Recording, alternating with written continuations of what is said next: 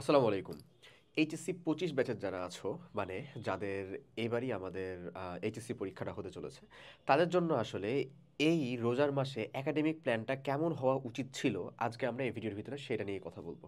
দেখো, এখানে একটা ছবি দেওয়া আছে আর কি, এটা একটা মেটাফোর আর কি হিসেবে ব্যবহার করা হয়েছে। আশা করি তুমি ভিডিওটার ভিতরে টোটালটা গেলে ইনশাল্লাহ খুব ভালো মতন এটাকে রিলেট করতে পারবা যে কেন এটাকে দেওয়া হয়েছে। ওকে, সো প্রথমে চলে আসো, আমরা ফার্স্টে দেখি যে তোমার সিলেবাসটা হওয়া উচিত ছিল এরকম যে তোমার সিলেবাস শেষ হয়েছে টেস্টের আগেই, মানে আলহামদুলিল্লাহ ডান বলার মতন তোমার অবস্থাটা হয়ে গেছে। বাট রিয়েলিটি অলওয়েজ ডিসঅ্যাপয়েন্টিং, যেরকম একটা কথা, সেরকম অনুযায়ী আমরা জানি যে তোমাদের ভিতরে এখন ম্যাক্সিমাম মানুষজন অর্গানিক কেমিস্ট্রি কমপ্লিট করতে পারে নাই, কেউ আধা হয়েছে, এবং একেবারে 70% আপ মানুষজনের কমপ্লিট হয় নাই, 50% আপ মানুষজন টাচই করে নাই। আচ্ছা, এই 70% আপ মানুষজন যারা আছে তাদের ভিতরে আবার মেলাগুলাই কাহিনী আছে। তাদের ভিতরে মেলাগুলা কাহিনী বলতে কি, এখানে কিছু দলজাত আছে যারা স্ট্যাটিক্স পড়ে নাই এখনো, স্থিতিবিদ্যা পড়ে নাই, গতিবিদ্যাও ধরে নাই এখনো, ঠিক আছে? তারপরে স্থিরতড়িৎ চলতড়িতের ভিতরে একটা একটা করে জিনিসপাতি বাকি হয়ে আছে, অথবা সেমিকন্ডাক্টরের দিকের অধ্যায়গুলোতে কিছুটা বাকি হয়ে আছে, মানে তাদের সিলেবাসটা আসলে কমপ্লিট হয় নাই। অথচ হওয়া উচিত ছিল এরকম যে তোমার টেস্টের আগেই তুমি আলহামদুলিল্লাহ ডান বলার মতন তোমার সিলেবাসটা আসলে কমপ্লিট হয়ে আছে। এটা হওয়া উচিত ছিল। এগেন যদি আমরা চিন্তা করি, তাহলে তোমার যে কাজটা তারপরে করতে হতো সেটা হচ্ছে অ্যাডমিশন থটটা তাহলে তোমার এখনই ভেতরে গ্রো করাতে হতো। তোমার সিলেবাস যেহেতু টেস্টের আগে ডান, তুমি টেস্ট পরীক্ষা দিলা, তোমার রেজাল্ট আসে না এখনো, আসবে ধরো, এরপরে আরেকটা মডেল টেস্টের ডেট দিছে, প্র্যাকটিক্যালের ডেট দিছে, হ্যান ত্যান এগুলো চলতেছে, রেজিস্ট্রেশন হইতেছে। এর ভিতরে তোমাকে যে কাজটা করতে হতো সেটা হচ্ছে এই অ্যাডমিশন থটটা নিজের ভিতরে গ্রো করতে হতো, যে আমি এখন থেকে আসলে আমার মেডিকেল সেগমেন্টের দিকে বেশি আগ্রহ আছে, নাকি ইঞ্জিনিয়ারিংয়ে, নাকি হচ্ছে ভার্সিটির দিকে, কোন দিকে আসলে আমি যেতে চাচ্ছি, আমার পরবর্তী কাজ আমি কি করবো সেটার উপর ভিত্তি করে আমি আমার জায়গাগুলোকে এখানে ঠিক করতাম। ওই অ্যাডমিশন থটটাকে নিয়ে আসতে হতো, আর ওরিয়েন্টেশন বানাতে হতো। ওরিয়েন্টেশন বলতে কি ভাই, ওই যেটা বলে দিলাম আসলে, যে আমি আমার পরবর্তী লাইফে কি করতে চাচ্ছি, আমি দেশের বাইরে যেতে চাচ্ছি, আমি দেশের ভিতরে একটা সরকারি জব করতে চাচ্ছি, আমি দেশে মানুষের মানে একটা নোবেল পেশার ভিতরে ডিভোটেড হতে চাচ্ছি, কোনটা চাচ্ছি আসলে এর উপর ভিত্তি করে আমি আমার ওরিয়েন্টেশনটাকে ঠিক করব। এটাকে অ্যালাইন করাটা খুবই জরুরি।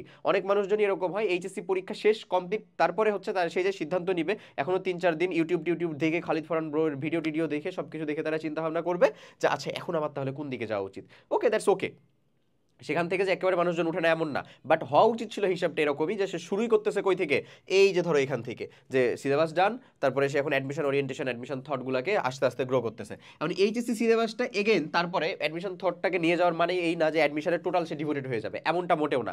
কজ সব কিছুরই আমরা জানি যে খুব ভালো একটা সময় আছে।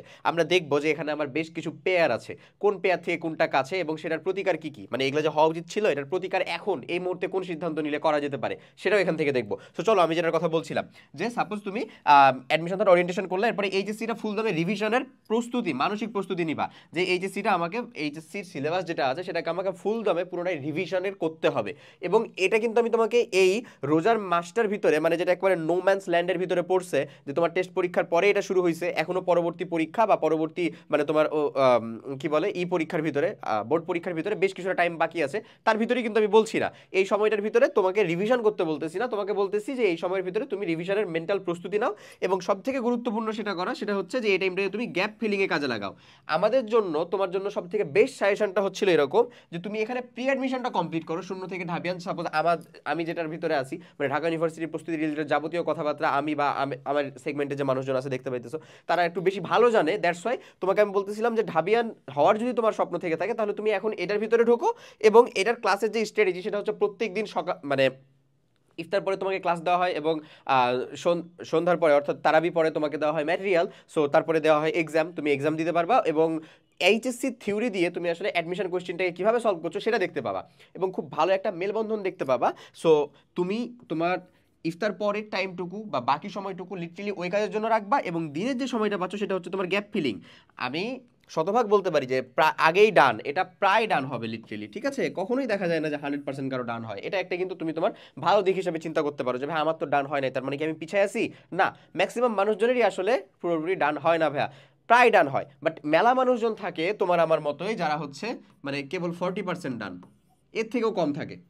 সো এদের জন্য আসলে একটু মানে স্যাড নিউজ, সিম্পলি বলতে গেলে। সো এদের জন্য কামব্যাক করার উপায়টা কি সেটাও আছে ভিডিওর ভিতরে, আমরা বলবো, ঠিক আছে? ওকে, সো দেখো গ্যাপ ফিলিং এর জন্য তুমি সময় দিবা হচ্ছে দিনের বেশিরভাগ সময়টাই তুমি গ্যাপ ফিলিং করতেছো, যে ভাই আমার এই টপিকটা আমি একটু কম বুঝি, এটার জন্য একটা প্রিসাইজ ক্লাস দরকার। নো প্রবলেম, আমাদের এসি টু এডির ভিতরে সম্পূর্ণ ক্লাস দেওয়া আছে, তুমি সেটার অ্যাক্সেস নাও, অ্যাক্সেস নিয়ে সেই ক্লাসগুলোকে কমপ্লিট করো।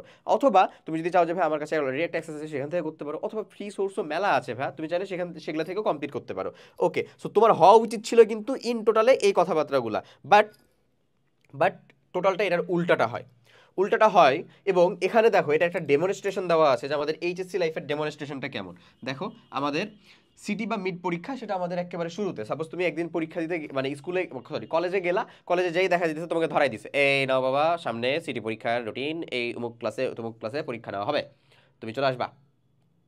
এমনই চিন্তা ভাবনা হয়, তুমি যাও পরীক্ষা দিতে, বা না চাইলেও গেলা পরীক্ষায় একটা ডাব্বা মারলা, কারণ তুমি তো ওই চ্যাপ্টারই শুরু করতে পারো নাই, তুমি এটা দিবা কি? আর ওই সিটি পরীক্ষার ভিতরে জৈব রসায়নের মতন বড় বড় চ্যাপ্টার একটাই চ্যাপ্টার দিয়ে থাকে এরকম, তো এটা তো আমরা জানি, আমরা নিজেরাও তো দিছি না ভাই, দিছি না? সো সেটার জন্যই বলতেছি। সো ধরো তোমার প্রথমটা হচ্ছে, ধরো নাও এই যে আমাদের সিটি বা মিড, এই পরীক্ষার পরের স্টেপটা হচ্ছে ভাই আমাদের ইয়ার চেঞ্জ।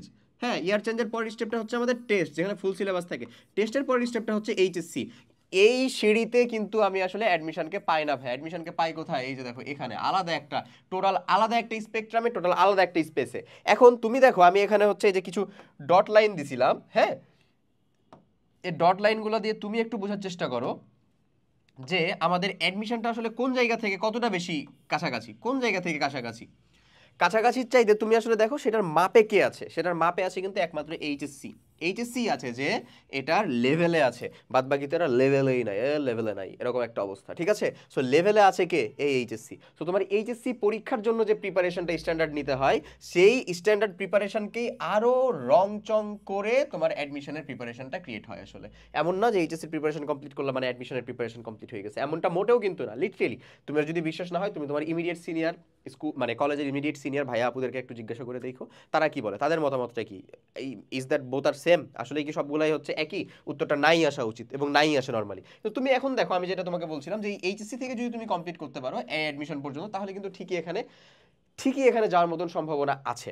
এখন এইগুলার কালার দেখো, এটার কালার দেখো, টোটালি কিন্তু আলাদা। ওই জন্যই বলছিলাম আলাদা একটা স্পেকট্রাম, আলাদা একটা কি বলে, আলাদা একটা স্পেকট্রাম, আলাদা একটা কি টোটাল স্পেস বা ডাইমেনশনে এই জায়গাতে অ্যাডমিশনটা অবস্থিত। সো এখন থেকেই তোমার ভিতরে যদি এই জল্পনা কল্পনাগুলো গ্রো না করে, তাহলে এক্স্যাক্ট ওই 3 মাসে যে এটা যদি গ্রো করা শুরু করো, তাহলে যে অসম্ভব তা বলতেছি না, কিন্তু ওই 3 মাসে গ্রো করা 100% মানুষজনের থেকে 90% মানুষজনই কিন্তু আসলে এগিয়ে যেতে পারে না, 10% মাত্র পারে। এখন দেখো রিস্কটা তুমি নিতে চাও, সো রিস্ক না নেওয়ার জন্য তুমি কমেন্ট বক্সে অথবা আমাদের ডিসক্রিপশনের ভিতরে এই যে শূন্য থেকে ঢাবিয়ান এই প্রোগ্রামের মতন প্রোগ্রামের একটা লিঙ্ক পাবা। ওই লিঙ্কের ভিতরে তুমি যে যদি 25 ব্যাচের শিক্ষার্থী হয়ে থাকো, তাহলে অবভিয়াসলি ডেমো ক্লাসগুলো দেখো। ডেমো ক্লাস সহ আরও বেশ কিছু ক্লাস অলরেডি আমাদের হয়ে গেছে, এগুলো লাইভ না, এটা সম্পূর্ণ রেকর্ডেড ক্লাস চলতেছে, রেকর্ডেড প্রোগ্রাম তোমার সাইটের ভিতরে সবগুলো থেকে যাবে।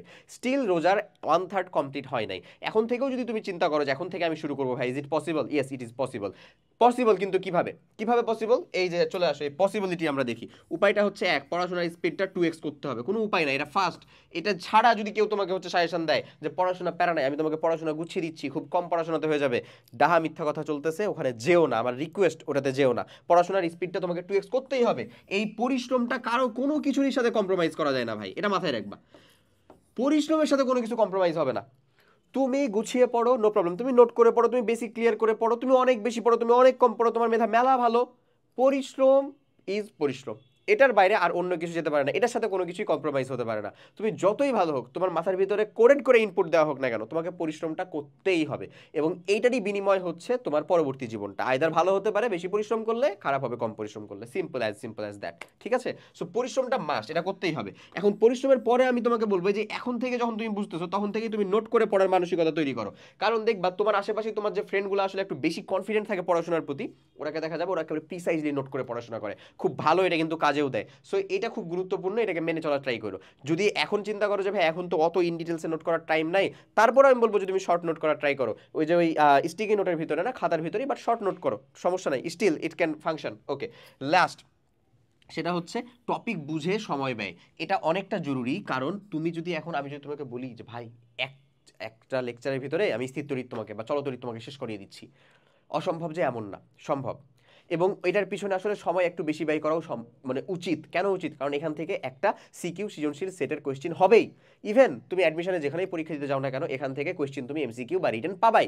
যদি পেয়ে থাকো তাহলে কেন এখানে তুমি সময় দিবা না? এখানে তুমি সময় দাও। কিন্তু দেখা যাচ্ছে তুমি সময় দিচ্ছ হচ্ছে পরমাণু মডেল, ওই যে সেমিকন্ডাক্টরের মতন চ্যাপ্টার, এখানেই 4-5টা ক্লাস ধরে করতেছো। কেন রে বাবা? ওখানে তো দরকার নেই ওখানে সময় দেওয়ার। এই টপিক বুঝে সময় ব্যয়টা করা এই লাস্ট সময় এসে খুবই জরুরি। এবং সেটাও তুমি কোথায় বুঝবা যে কোন টপিকে কখন সময় ব্যয় করবো? এটার জন্য এই প্রোগ্রাম, যে কোন টপিক থেকে ভাই অ্যাডমিশনে কোয়েশ্চেন আসে, কোন টপিক থেকে কখন মানে কিরকম ভাবে কোয়েশ্চেন আসে, এবং ওই কোয়েশ্চেনের উত্তরটা কিভাবে করতে হবে। এই 3টা কোয়েশ্চেনেরই উত্তর থাকে হচ্ছে এই প্রি অ্যাডমিশন টাইপের প্রোগ্রামগুলোর ভিতরে। ওকে। এবং একেবারে শেষের যে কথাটা, একেবারে এটা হচ্ছে আউট অফ দ্য বক্স, যেটা তোমাদের মাস্ট বি মেনটেন করতেই হবে, সেটা হচ্ছে ভাই একেবারে বি রেগুলার।